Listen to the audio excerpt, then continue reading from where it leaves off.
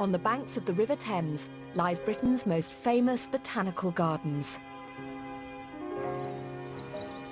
Kew.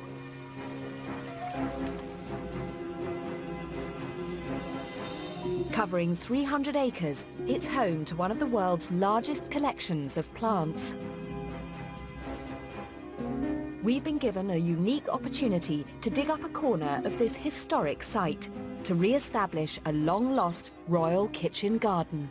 Look at that, perfectly ready. So much life force.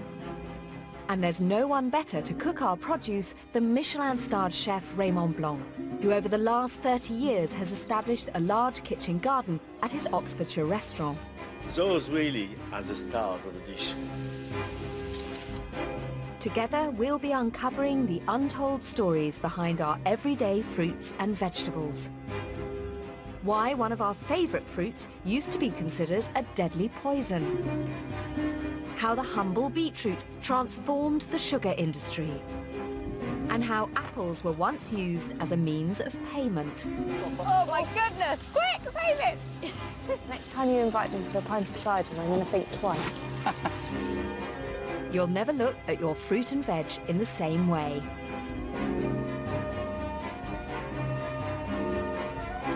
Over the next 12 months, through spring, summer, autumn and winter, we'll experience the joy of cooking seasonal produce straight from the soil. Did Kate grow those? Kate sowed That's those. the magic hand of Kate. The magic hand of Kate. There's an amazing exchange of flavor going on here. That's a miracle of food.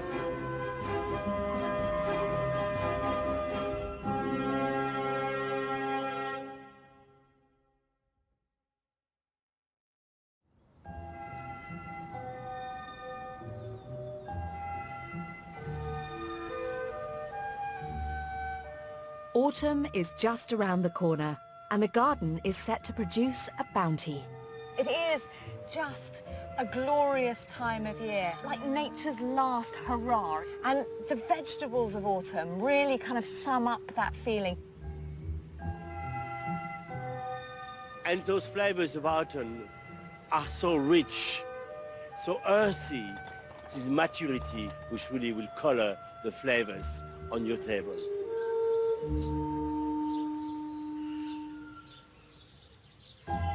Raymond and I will be growing 5 crops that capture the spirit of autumn. The sweet, juicy tomato ripened by the warm golden sunshine. Delicate woody mushrooms. Earthy beetroot. Tangy fresh onions. And the last of the autumn crops, crisp, flavoursome apples. What's not to like?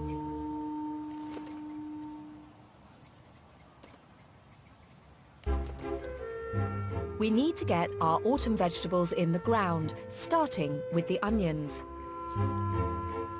And a firm seasonal favourite, beetroot. So would you say that autumn really is the time to best eat beetroot? I think so. That's why basically all the sugar has been gathered, harvested from the sun, from the soil, to create a beautiful big fruit, which is full of sweetness and deliciousness. And they will go on to grow right up to November. Today we're planting an exceptionally sweet variety known as golden beetroot. It's quite amazing. It's gathered all that sugar during the summer and release it during November. Look behind you. We've Look got at help. you. Go away, you. Do you want a few beetroot seeds? Here we are. Oh, you're a sweet little thing. Okay. Here we are. We've got a new friend. How about that?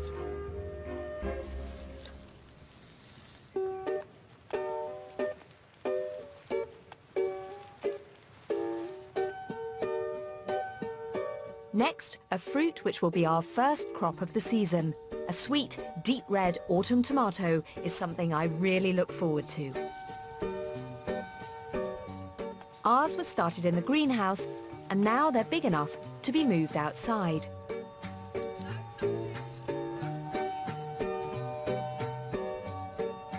Gardener Joe Archer is helping us. Did Kate grow those? Kate sowed That's a those, hand. That's the magic hand of Kate. The magic So hand of look how Kate. helpful they Oh, are. amazing.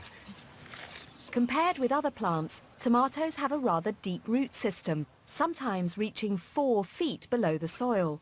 So delivering water right down to where it's needed can be a bit tricky. So one way to do it is just to take just a normal sized pot like that, and you can literally just make sure that's right in the ground there. And then when you come to water, you can water into that pot, and you know it's all going to go straight down into the roots. Brilliant. I like the pot. It's very decorative. I like that, yeah.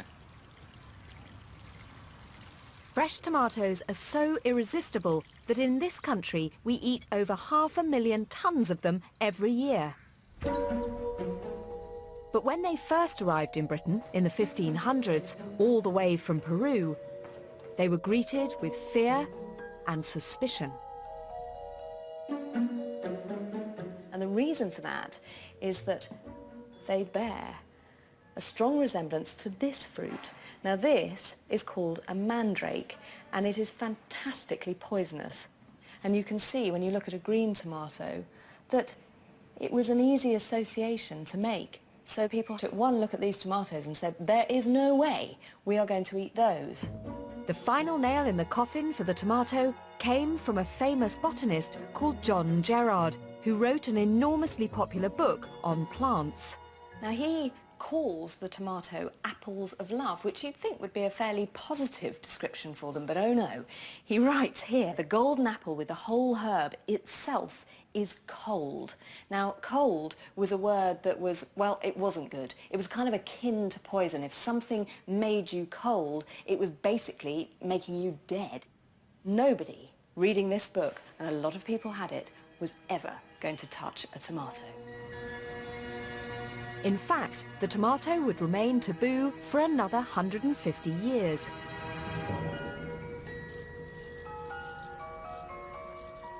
In Kew Palace's kitchen, domestic historian Ruth Goodman has unearthed a recipe that finally brought the tomato to our dining tables. Ketchup. One of the interesting things I think about ketchup is that it rises to prominence as a sauce. Yeah. Because lunch comes into play. Ah, okay. So lunch was a new meal entirely in the Victorian period. There had been no lunch. There had been breakfast and dinner and supper. But gradually dinner got later and later and later and later and later and later in the day. Yeah. For the fashionable time to eat, which meant people were really, really hungry. Yes. So they had to invent another meal to fill in the gap. And that was lunch. So it would be whatever cold meat had been eaten the day before for dinner. Yeah. You would rehash it the next day for lunch. Yeah. And that was obviously a bit bland, a bit boring. And a whole range of sauces come into popularity at the same time. Things that we think of as Worcester sauce, the brown sauces. Ketchup is part of this great movement of sauces to go with lunch. Right. Shallots. And with a pound of salt. Wow, that's quite a lot of salt. It is a lot of salt. Surprisingly, ketchup began life as a Chinese fish sauce, and early European versions were made from anchovies. It wasn't until the 1800s that tomatoes were included in the recipe. And do you think there was sort of partly the thinking that if you mushed up these slightly scary fruits, that they would be more palatable than just eating them raw in a chunk? Certainly people felt more comfortable with eating them cooked than they did eating them raw. So bottle it up. You want to pour on our hold? Pour? Is it going to be... Tomato ketchup caught on and very quickly became something available to buy rather than make in the home. And it's not hard to see why. Oh, that's salty. That wouldn't get through modern salt regulations. Salty or not, ketchup made us a nation of tomato lovers, and we've never looked back.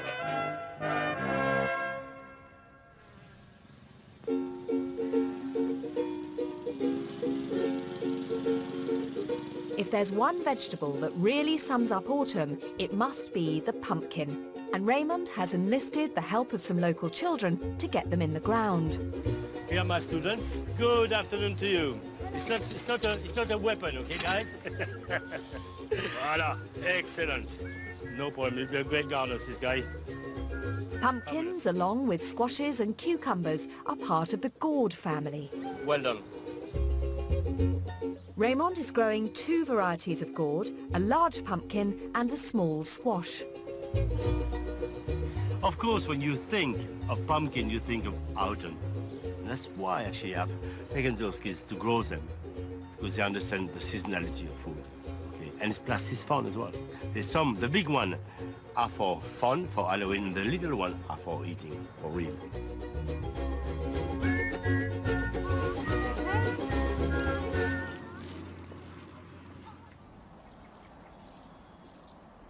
Our tomatoes are looking plump and juicy, almost ready to pick. Raymond wants to use them in a recipe with our onions, which are also ready to be harvested. You know when they're ripe, when the foliage is actually collapsing. That's about time to pick them up. We've grown the Rose de Roscoff variety, famed for its mild, sweet flavour. Out of these tiny little mini roots, it has managed to grow this huge bulb. So much life force.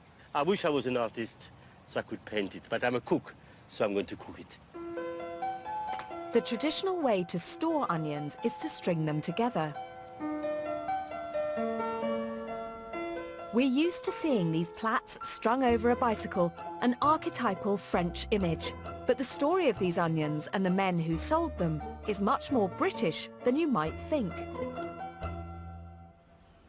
Roscoff, in Brittany, known as the vegetable garden of France, is the home of the Rose de Roscoff onion.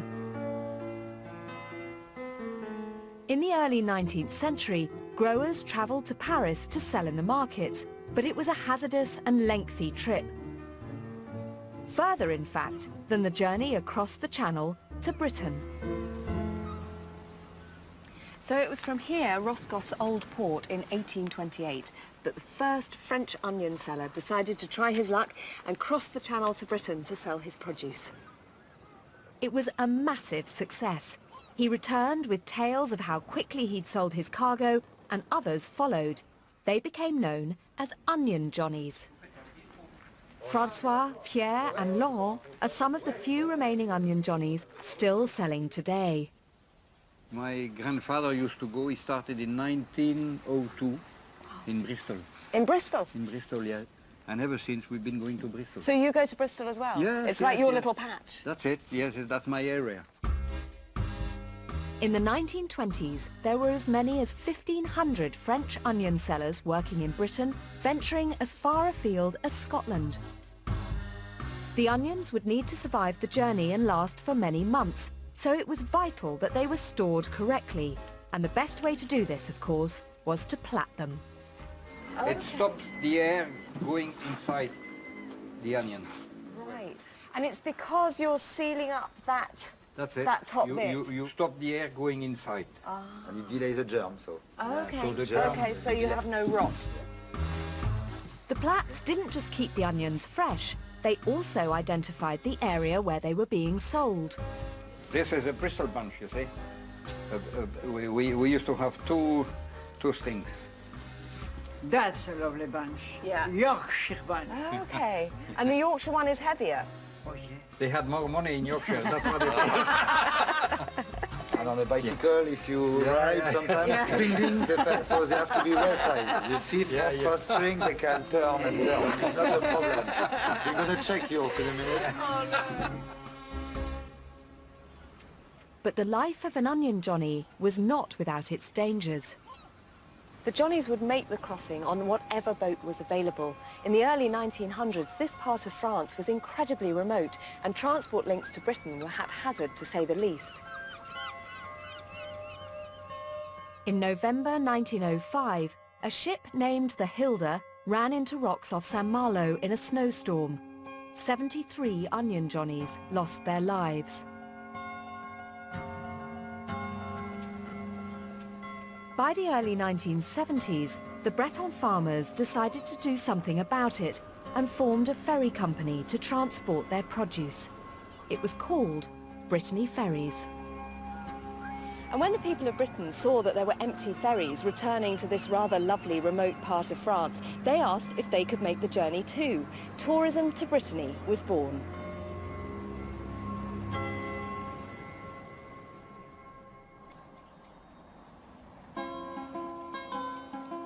Back in the garden, our tomatoes are ripe and ready to pick.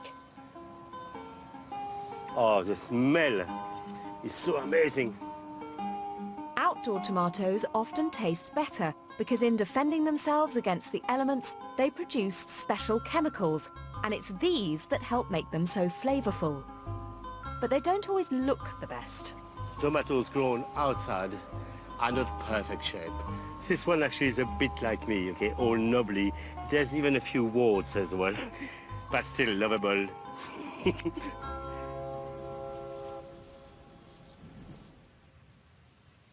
So this dish really is more the celebration of one single fruit, these beautiful tomatoes. To me, they are something very special. Raymond is making a heritage tomato and mozzarella salad with an olive crumb. To make the crumb, he destones the olives. These will season the autumn salad, giving a rich, meaty flavour. A lovely color and texture and flavor on your tomato salad, like black truffles. The olives are cooked at 100 degrees centigrade for an hour. Let's get to know a bit more intimately our tomatoes, because they're not all the same. That's a Roma yellow, that's a red mazzano. Those are not good for tomato salad. I'll show you why. You see, just mostly flesh, much more flesh than juice. Very good for tomato sauce because it evaporates very quickly, very little liquid. Oh, terrible. Oh, look at that. I'm just going to cut them in big chunks, no? I want lovely textures, the small one into half. Look at that, this gorgeous, beautiful heart. That's a marmande, and that is full of seeds and flesh. And here, up. Brilliant for tomato salad. Big chunks. That's a Derby striped yellow-green heritage variety, British. Another heritage variety, Russian black. So perfumed, so flavorsome, and it's perfect for tomato salad, nothing else. Voila. Amazing, this color, yellow, red, purple. No, absolutely stunning.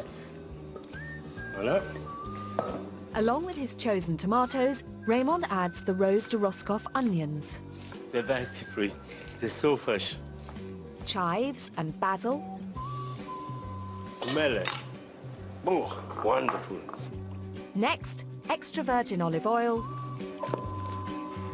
and white wine vinegar. Et voila.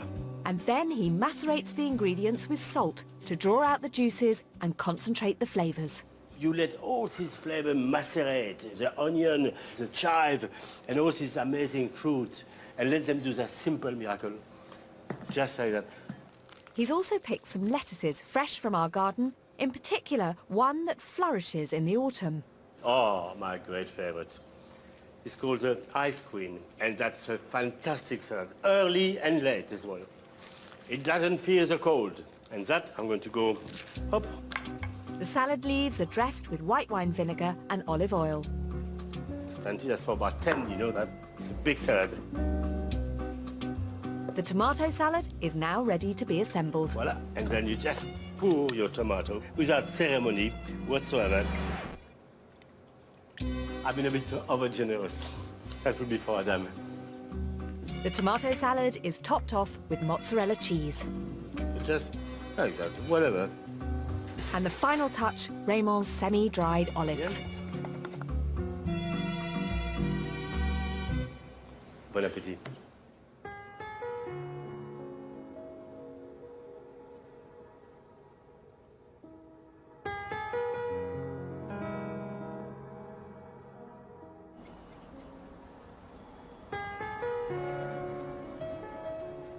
Our next autumn favourite isn't a vegetable. It isn't even a plant. It has a classification all of its own. There are up to 10 million different species, although we would only recognise a fraction of them. And yet, it's something we've been eating since humans have existed. It's the mushroom. Wild mushrooms grow all over Britain and people have been foraging for them since time immemorial. They grow wild here at Kew too, but there's also a room, an entire room, dedicated just to them. Here in the appropriately named fungarium, Bryn Dentager looks after the largest collection of mushrooms in the world. And he's got a rather special old specimen tucked away. This specimen here was collected by Charles Darwin on the voyage of the Beagle. Oh my goodness. Are we allowed to pick them up? Yes, you can touch Really? them, yeah. I feel a little bit shaky holding this. Do you ever get sort of bored of the fact that you're holding something that was collected by somebody like Charles Darwin? How can you? You've actually got the one that he collected. That's right, there are 8 specimens we had to write on the packet because at some point we noticed that some had gone missing. Right. So we now count them every time. Wild mushrooms like these in the fungarium appeared on Roman menus and were enjoyed by the pharaohs of Egypt. But it wouldn't be until an accidental discovery that cultivated mushrooms would come to our tables. In the 1600s, a French melon farmer noticed mushrooms sprouting on his manure pile. It was the start of commercial production, and soon the mines and caverns under Paris were filled with mushroom farms.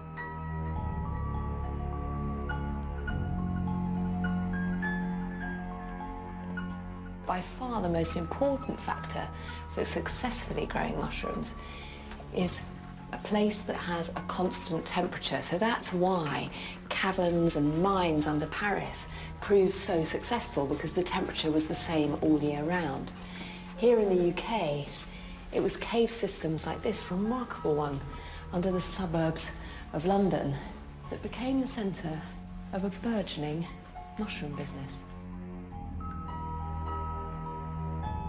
Chislehurst Caves have been in Jim Gardner's family for over 80 years. From the 19th century, growers from the continent came over and used the caves for their mushroom farms. They would collect large quantities of horse manure. Right.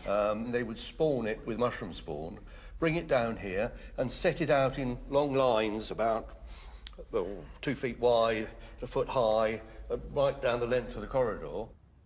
The manure was coated in sand, and within 2 weeks, a fine crop of button mushrooms had appeared. Any temptation to start growing mushrooms in here again? It's a different world now. Mushroom growing in those days was a cottage industry. Nowadays, it's a commercial undertaking. It's done in vast warehouses. Yes, the days of a few old fellas and a barrel load of manure are long gone. Fungi, including mushrooms, are vital for one of life's essential processes: decay. They break down dead plants and animals, extracting the nutrients locked inside them to grow. And it's this process that mushroom growers are replicating. Raymond's invited fungi fanatic Robbie Giorgio to our garden shed. They're setting up an experiment into the best way to cultivate some oyster mushrooms at Kew. So what we're trying to do is replace the wood that these mushrooms typically grow on with other materials that are abundant in our society. They'll be testing 3 different materials: used coffee grounds, straw, and waste cotton. These natural products all contain the building blocks for mushroom growth, such as nitrogen and cellulose, which is a type of sugar found in plants. I feel like doing a giant wild mushroom cake, are we? Yeah, wow. Something like that. That would be fun, huh? Yeah, absolutely. Mushrooms don't grow from seed. They reproduce by releasing billions of spores. The spores form a mass of fibres, like the roots of a plant, and from this, mushrooms can fruit. Shall we spawn? Yeah, let's do it, yeah. Do it. Robbie and Raymond add the fibres to the 3 types of material where they will grow, and eventually produce mushrooms. I feel weird, you know, just putting this over my old panties and knickers, you know. I would have never thought of this one, okay? Never, never. All 3 mixtures are put into perforated bags. C'est fini. Yeah, perfect. The mushrooms need somewhere cool and damp to grow, and Raymond has found the perfect location. We are going into this very famous ice house. Cool. Yes, you could say that, cool. Absolutely. In the days before refrigeration, ice houses were used for keeping ice and snow. This one at Kew was used to store food for King George III. What a perfect place. I think perfect for growing mushrooms. The straw, coffee grounds and cotton bags are hung up. We'll just have to wait and see which one does best. Good luck, baby. So we give these 2 to 3 weeks. It's amazing. And we'll come and check on them again. Thank Should you. be fun, Let's go. Yeah. Mushrooms aren't the only things that have a special corner of Kew to grow in.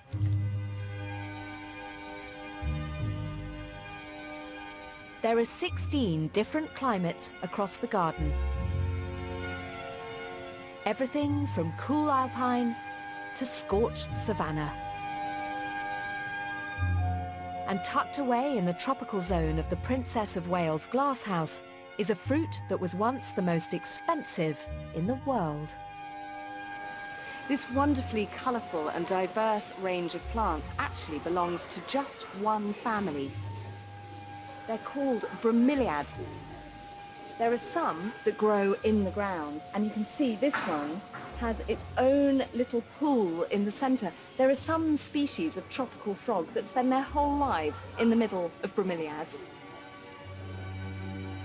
Now, if you think that you've never heard of a bromeliad, you'd be wrong, because you've probably eaten one. The pineapple. Pineapples are native to South America. Today, the supermarkets are full of them.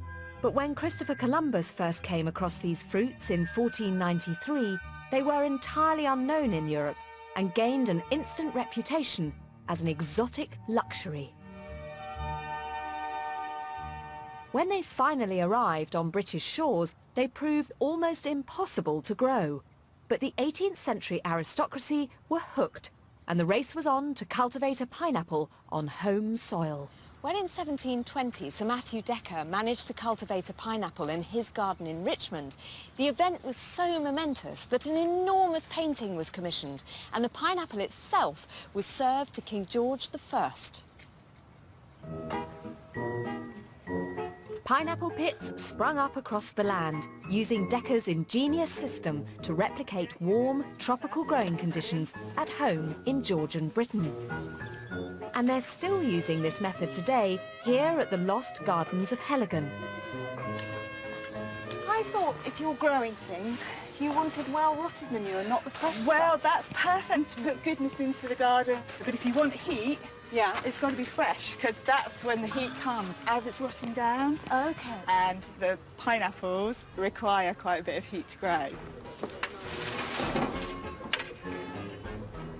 So the heat comes off the manure, travels through those venting holes and into the internal growing chamber on the other side, producing lovely, humid, warm environment for the pineapples to grow in.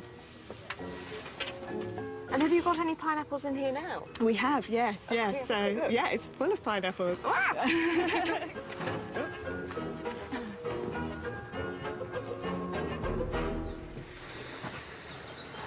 Oh my goodness. Oh, look at that. So, yes, there's a few fruiting in there. The time, labour and costs involved in growing pineapples were astronomical. Each one would be worth around £5,000 in today's money. It was a huge status symbol of the day. Quite often, you know, when you drive into stately homes and you see on the lodge gates they have stone pineapples. Yeah. So that's from that time. It's a sign of hospitality, but it's also showing that we are wealthy enough to have the facilities and the manpower to produce this luxury item. But if you wanted to sort of pretend that you were slightly more well-to-do than you were, you could hire a pineapple. No for way. your for your dinner party. brilliant. Obviously, no, you have to give it back uneaten, otherwise you don't know how you'd get out of that one.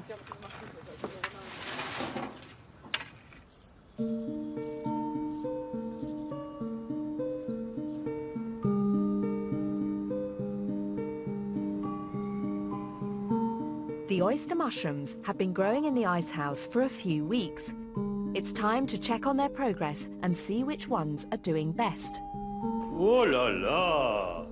Look at this fantastic oyster mushroom. I never thought it would grow so fast. And it seems that the oyster mushroom love cotton. Look, these clumps, this amazing clump. The mushrooms grown on straw have also done well, but most impressive is the coffee. There's at least 100 here of these tiny little mushrooms here. Look at them, how small they are. In a week, they will absolutely be grown up, ready for the saucepan.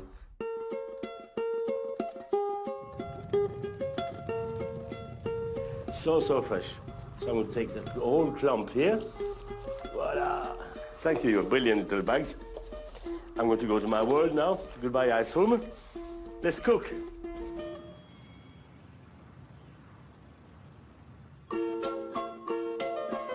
Raymond is making a stir-fried oyster mushroom broth. First, he prepares the delicate oyster mushrooms, which will give the dish its gentle, woody flavour. What you do is just cut the base. Here, just a little bit, voila. To release your mushroom, and voila, and they're ready. Actually, those really are the stars of the dish.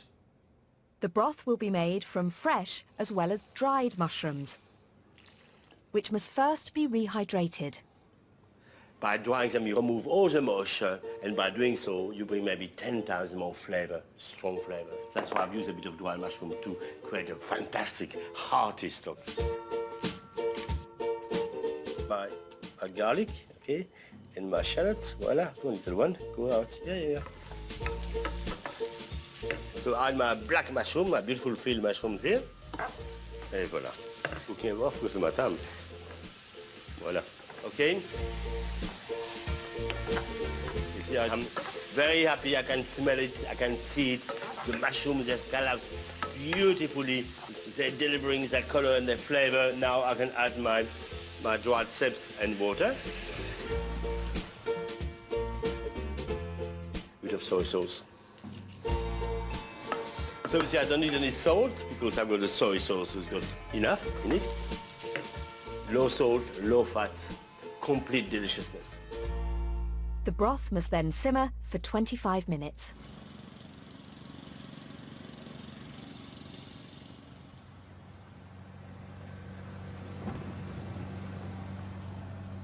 Okay, baby, coming. And finally, it's strained. And press on it to extract the most beautiful essence of mushrooms. Next, Raymond makes the stir-fry, starting with his favourite chilli, the Rio Grande. That little chili is quite a little bit of miracle as well. It increases your metabolism significantly, okay? And of course, it burns up your fat faster. He adds carrots, ginger for some autumnal warmth. Just softening a little bit my cow. That's why I cut my cow very, very fine. Beautiful. I'm adding my chilies. And, of course, the oyster mushrooms. Oh, it's lovely. Smell. I'm going to add a bit of broth. That will help to create the steam. Voila. So, of course, if you have a top, it's even better. As well. I've got a makeshift top. Because by covering it, you steam it up at the same time, so it's faster. That is going to collapse in 1 minute, that's all. 1 minute. Finally, he finishes the stir-fry with sugarloaf lettuce, bean sprouts, and spring onions.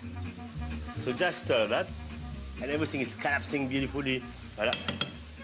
And I'm going to add my broth, all of my broth. Now? No, maybe later. No, sorry, confuse you. I confuse myself sometimes. A lot, actually. OK, the rest of the broth is added at the end, and the stir-fry is topped with coriander. So now I'm going to serve it. Voila. Look at the colors, it's amazing. It's a bowl of health here. A few bit of chili as well, just for color. You can do a fantastic stir-fry in about 10 minutes maximum. 10 minutes of your life, I think it's worth it.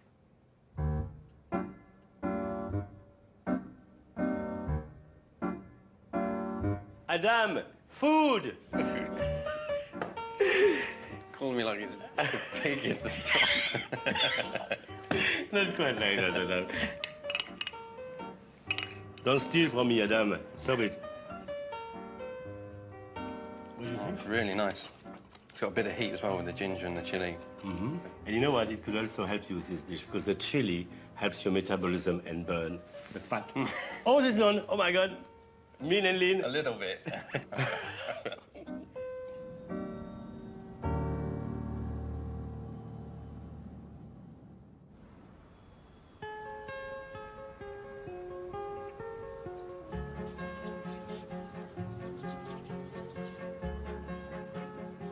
Autumn is in full swing and our garden is flourishing. Good morning, everyone. Bonjour, les enfants. Bonjour, bonjour. Now the pumpkins, golden and ripe, are ready to harvest. Oh my God, that's one of the biggest, humongous pumpkin. Voila. Oh. Oh, she is so heavy. Yeah. That's 10 million pumpkins are grown in the UK every year. Voila.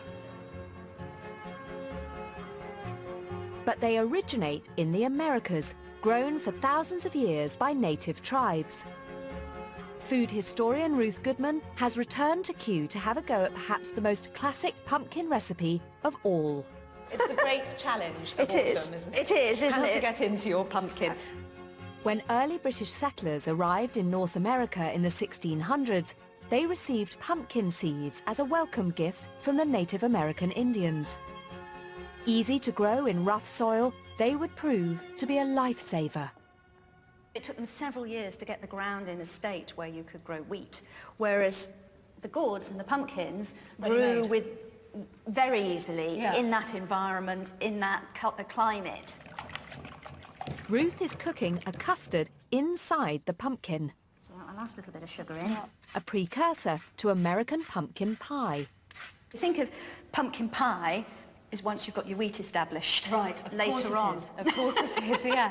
So this would have been a staple used really to get them through every Those autumn first and few winter, years, would it? when they're first settling, essential to survival.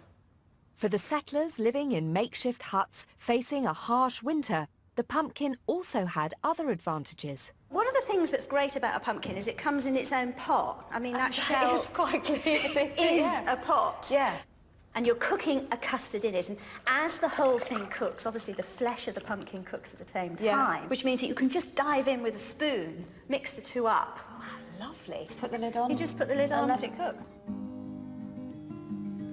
Nowadays, 50 million pumpkin pies are eaten at Thanksgiving in America, symbolic of the struggles of those early settlers. After a few hours cooking, our pumpkin is transformed. Oh, look at that. It's definitely done. It's definitely... So get a bit of flesh as well as... Yeah.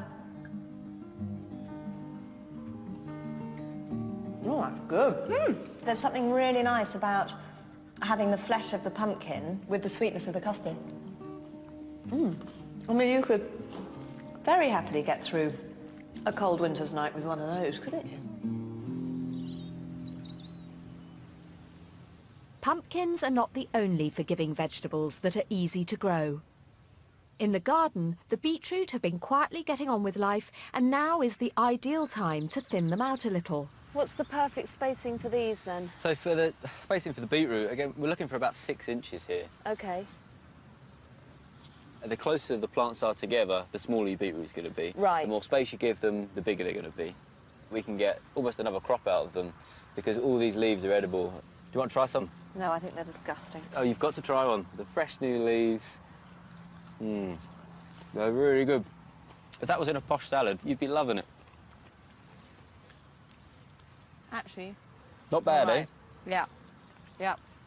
No, should have listened to you all along, Joe. It may not be much to look at, but in fact the lowly beetroot transformed one of the most important industries in the world. In the early 19th century, sugar from sugarcane was imported to Europe from the West Indies. But in the Napoleonic Wars, British ships blockaded French ports, cutting off sugar supplies. France needed an alternative, and Napoleon's solution was to try and make sugar without using sugarcane. He wanted to get a source of sugar that he could grow in France. And so he got some beet grown and processed to produce sugar. Why beetroot? Why did they think that beetroot was going to be a successful one? Beetroot actually tastes sweet. I suppose it does, doesn't it? Most vegetables do. They've tried carrots, they've tried a whole range of other vegetables, but the beetroot gave them the best sugar. It's predominantly sucrose. Okay. Originally they tried red beet, Yeah. but that gave them pretty pink sugar, Yeah. which wasn't the same as came from sugar cane. Yeah. They then looked at white garden beet, a bit like we have here, and the white garden beet gave them a pretty pure sugar. Yeah. White beetroot was such a success that plant scientists started a breeding program to increase the sugar content. The result was sugar beet. To extract sugar, the beet was heated. You have to get it to a certain temperature. Yeah. They found out by trial and error. We know that today you have to get it up to at least 70 degrees centigrade. That essentially bursts the cells and allows the sugar to flow out. Right. Are we at straining point, do you We think? are, yes. The strained liquid is a weak sugar solution. Once the impurities are removed, it can be boiled again to produce a thick sugar syrup. And as you cool it down, it comes out of solution. It crystallizes. The crystallized sugar would have been set in a cone. Can I destroy your cone? Just You a can little? destroy the cone. Go right ahead. It's gritty, exactly like sugar. Yes. In fact, it tastes rather nicer than sugar. That is pure sugar crystallized out of beetroot juice. Very, very clever. But I'm still quite glad you can buy it in bags. It's a lot easier.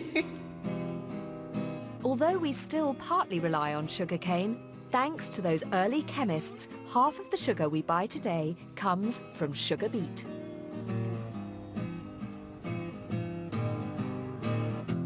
And now, after 5 months in the ground, our garden beetroot is at its sweetest and ready to harvest. Look, are you humongous there? Ooh, yeah. Raymond's after one in particular, the golden beetroot. My favorite in terms of color, and also brilliant in terms of flavor as well.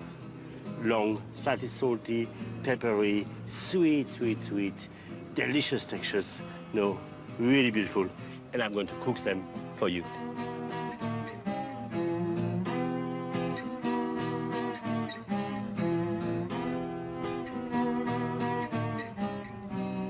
Voilà, my little harvest. Golden beetroot is really a very special beetroot. 1806 heritage, okay? Victorian used to love them because they were special. They were special because normally beetroots were red, and suddenly they became yellow. Raymond's making a garden beetroot and onion tart. Earthy yet sweet, beetroot is perfect for an autumn dish, and the first job is to wash it. That's what I feel when I have a bath. It's how I feel as well on a shower, you know, like a new penny. Voilà. Quand tu me prends dans tes bras, tu me parles tout bas, je vois la vie en rose. Tu me dis des mots d'amour, des mots de tous les jours, et ça me fait quelque chose. It's nice when you're in your kitchen, you're happy, you scrub your beetroots, life is perfect.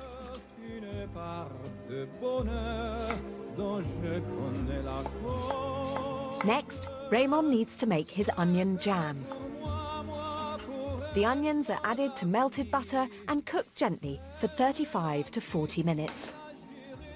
Voilà, très bien. We call it onion jam because there's so much sugar in the onion that when it collapses, it gets very melting and, of course, very sweet. And meanwhile, that my onions are cooking, I'm going to slice my beetroots. Yes. What you want to slice, no wider than that. You can almost see through, okay? Voilà. The beetroot slices are tossed in melted butter. A bit of lubricant, a bit of flavor as well. Just place that here. 3 layers of beetroot slices are arranged in a greased blini pan. When they cook, they just flatten beautifully into a thick layer, meaty flavor of beetroot, golden beetroot. I love this little dish. It's relatively easy, takes a bit of time, but if you have a few friends around you, a few minions, children, whoever, they'll help you, That's where I stay out of the kitchen. The beetroot is covered with a circle of greaseproof paper to help keep in the moisture. And now, at ease, at peace, I'm going to roast my beetroot tart. The beetroot circles are partially cooked in the oven for 10 minutes at 185 degrees centigrade. My onion jam is nearly ready here. You see, the moisture is gone completely. All what I need is this wonderful cerise vinegar, the sherry vinegar.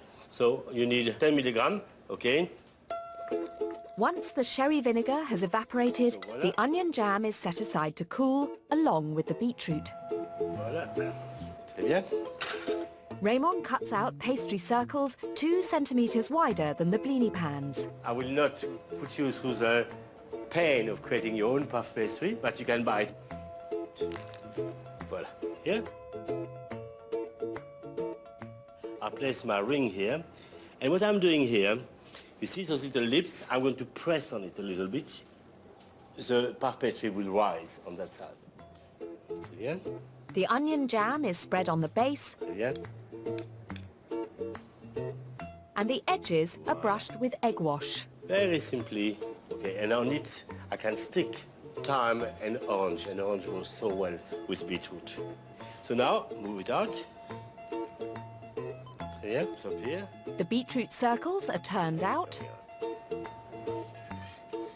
The tart is assembled, then One. recovered with greaseproof paper and a rack to ensure an even rise. We stop the puff pastry rising that high. Okay, we only want it that high. Voilà, so let's do it. Oh, gently. And return to the oven to finish cooking for 20 minutes at 180 degrees centigrade.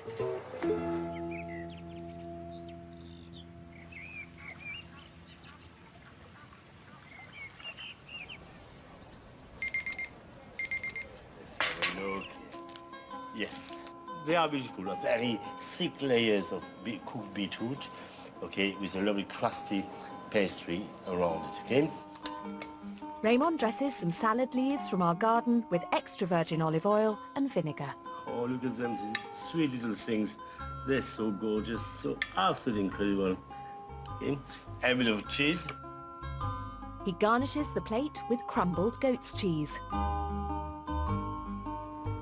Beetroots are delicious, but homegrown, heritage variety, the world is perfect.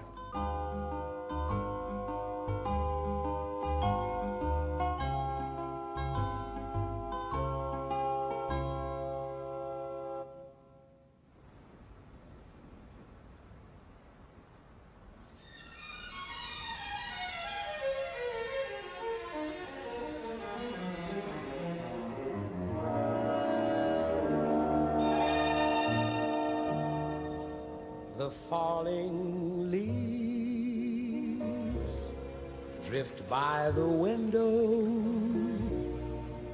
the autumn leaves of red and gold. Traditionally, the last crop of autumn is the apple. We planted 14 varieties of Raymond's favourites, which we're hoping will fruit in our garden in years to come.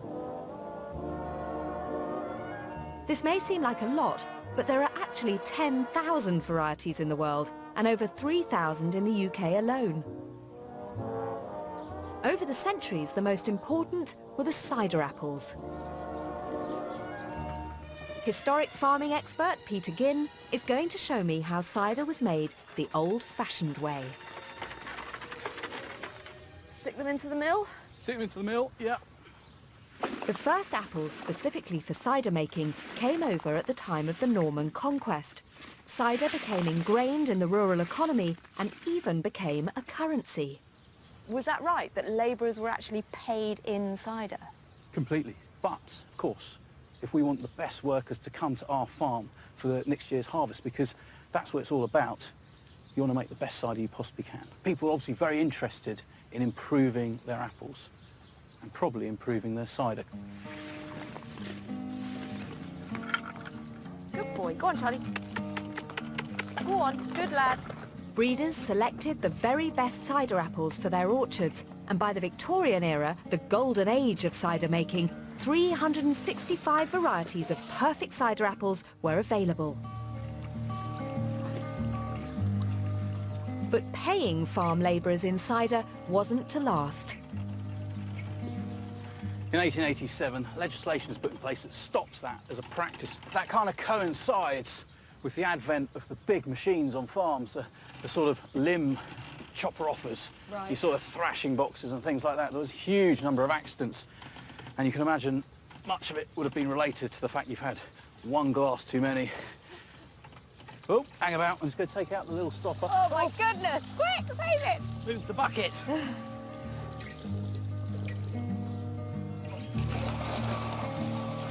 the next time you invite me for a pint of cider, I'm going to think twice. Despite the change in the law, we didn't give up on cider.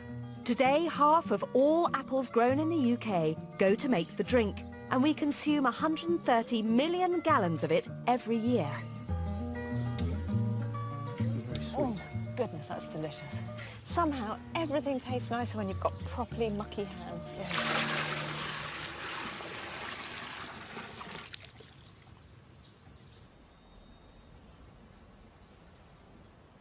Our trees were too young to produce fruit, but luckily Raymond has plenty of apples in his own orchard that he's brought to Kew. It's a long time I've not peeled an apple. Usually I've got a done, but it will come back very quickly, okay? Just like riding a bike.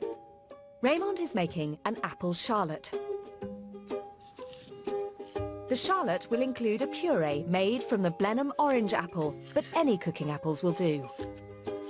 What I love about the Blenheim orange is delicious, very lovely and sweet, lovely acidity, and it also breaks down and is perfect for puree. The apple chunks are par-cooked in apple juice for 10 minutes. To help the puree set, Raymond is using pectin. So pectin, you find it in every fruit. Okay, it's an extract of these fruits. You can buy it everywhere. The pectin is mixed with sugar and apple juice and allowed to dissolve.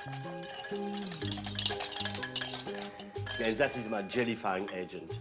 Inside my charlotte, I've got my beautiful apples, apple puree, which is going to be bound and thickened with the pectin. C'est bien? It can then be added to the apples in the pan. Bring it back to the bowl, mix it. Voilà, so put that aside, that's ready. Raymond is also using my favourite dessert apple, the Cox's Orange Pippin. Excellent for charlotte because it keeps its body as well. It keeps very, very well. Okay? To give the charlotte a warm, comforting flavour, the apples need to caramelise for 5 minutes until soft. Voilà. A little bit of butter here, okay, to soften my caramel. Now your butter is creating an emulsion. It's not too sweet. By browning it, I've got a beautiful, bitter, stronger caramel flavour. Okay, so there, up. The caramelised apples are added to the puree. Stir that together very nicely. It's a symphony of apples. Next, Raymond prepares the mould using aluminium foil and greaseproof paper wrapped around a ring. Like that, very simply. That will keep all the juices in. He greases it and lines it with sugar. You do that, and then like that. That's how you do a soufflé mold as well. It gives a beautiful crust as well. Clever trick, that. The case of the charlotte is made from brown bread. Cut into equal-sized squares, buttered and toasted on one side. So quite fast, you don't want to dry the bread. Now it's a bit of a building job. The toasted bread is layered in the tin, crispy side out. Like that, nicely. That will absorb the juices as well. It will be yummy, yummy, yummy. And 6 caramelised apple segments are arranged at the bottom. This will eventually form the top of the charlotte. And then you just pour this wonderful mix here. It will look a little bit too much. You can tell me, Raymond, what are you doing? It's going to be a big dome. It looks a little bit too much at the moment. It isn't. We've got to believe you. I always believe you. The charlotte is baked for 30 minutes at 210 degrees centigrade and then left to settle for 6 hours.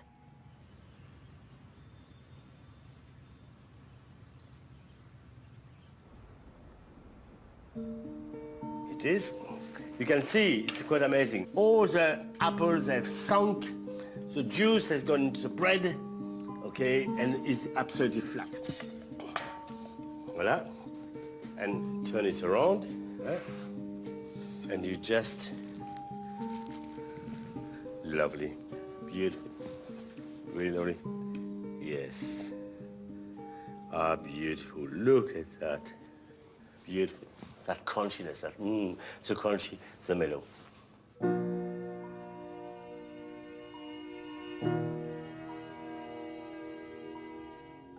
Ah, my lovely Kate. Just Look all for you, you know. that. It's very low sugar, so Okay.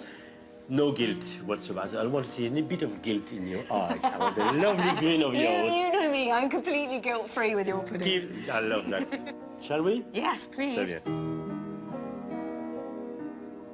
Oh. It's a total celebration of a special amount of seasonality, of these amazing apples. Oh, that is wonderful. It really is wholesome. You want more and you want more. Shall we have it all? Yeah. I love it. Here's to autumn. Oh. It's actually very good. It is that good, is it?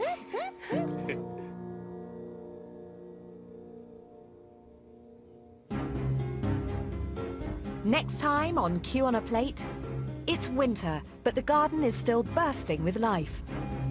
I find that art. I find vegetables so beautiful. We'll see how the turnip doubled the population of Britain. The soil does well, the animals do well, the farmer does well. Perfect system. Why Q's bomb-proof seed bank could save our winter greens. The idea of a world without cauliflower cheese makes me feel slightly nervous, I have to say. And I discover how the root of a winter salad was made into the first instant coffee. But it doesn't smell anything like coffee. But we're going to transform it. Well, if you want another taste of all that goodness, Q on a Plate, the BBC book, is available now. And here on BBC Two, make sure you're back in time for dinner for the decade fashion taste forgot. But can the same be said for food? Testing out the 70s tomorrow at 8. And next tonight, hear comedy with